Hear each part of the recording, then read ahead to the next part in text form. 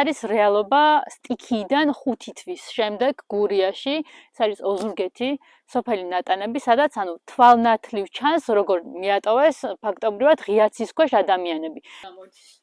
დახედა სახით და უკვე ყველაფერი თავისთავად ხადი იქნება რაღაცში. რომ ზარებით ჩანა. დადიანებული არ ქვია, ანგრეული ქვია. თოვლი რო იყო.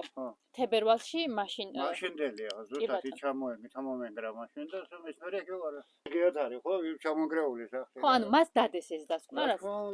ამის შემდეგ საცხოვრებლად უარგისო ჩაწერენ გეოლოგებმა მაშინ. სადმე ალტერნატიული თავშესაფარი თუ შემოგვთავაზეთ? თავშესაფარი, ახლა მე ვარ მეზობელთან, სადაც გავაჩერეთ, მანქანა მეზობლის სახლში ვარ ერთ ოთახში.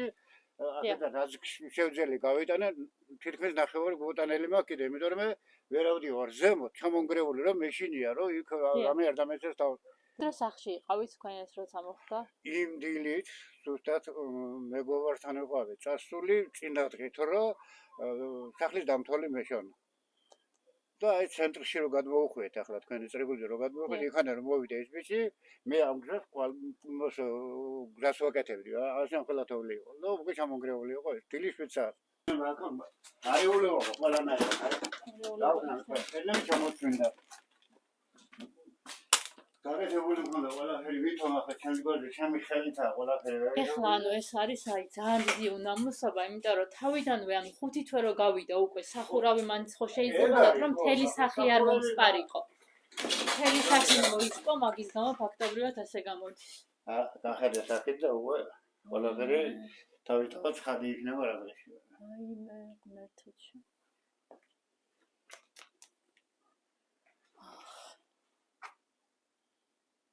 ეს ქვია მართლა ადამიანების ღია ცის ქვეშ მეტოვება. თვალნათლივ ჩანს, როგორ მიატოვეს ფაქტობრივად ღია ცის ქვეშ ადამიანები.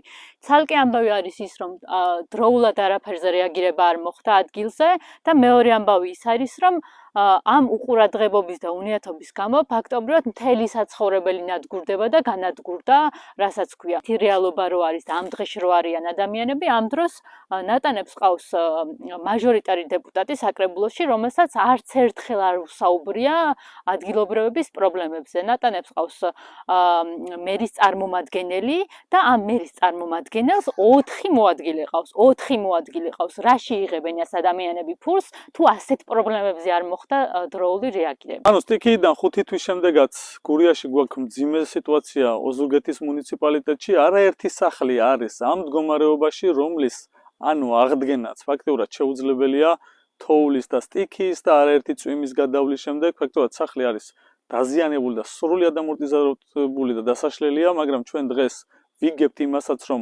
მუნიციპალიტეტი 14 მილიონს ითხოვს მიახლოებით ციფრში, რომელიც მხოლოდ თუნუქის სახურავს და ეგრეთ წოდებული ფიცრის ბალკების შესაძენად არის მიმართული და მე მინდა უთხრა იმ ადამიანებს, რისთვის ვიღებთ ამ თანხას, ან რისთვის გვაძლევს ცენტრალური ხელისუფლება თუ ამ ბატონის მსგავს ადამიანებს ვერ დავეხმარებით. თუნუქის სახურავი ამ რეალობას ვერ შეცვლის. ასეთი სახლი არის ათეულობით მუნიციპალიტეტში, სოფელ შრომაში, ნასაკირალში, ნატანებში, სილაურში, არაერთ სოფელში და დასახლებაში. თუ აქ არ მოხდება დროული ყისიერი ჩარევა ამ ადამიანებთან მიმართებაში, ეს ადამიანები ზამთარშიც ამ მდგომარეობაში უსახკაროდ დარჩებიან და ის გაღებული 14 მილიონი ლარი, რითაც თუნუქის სახურავი უნდა იყოს შესყიდული, როგორც აუდიტის დასკვნით გვეუბნებიან, გამოუყენებლად დარჩება ადამიანებს და მე მინდა მივმართო ცენტრალურ ხელისუფლებასაც და იმ ადამიანებს, ვისაც ხელეწიფებათ ამ პრობლემის მოგვარება, ადამიანებს ჭირდებათ საცხოვრისი და არა ქუჩაში მიტოვება, როგორც დღეს არიან აღმოჩენილები ეს ადამიანები.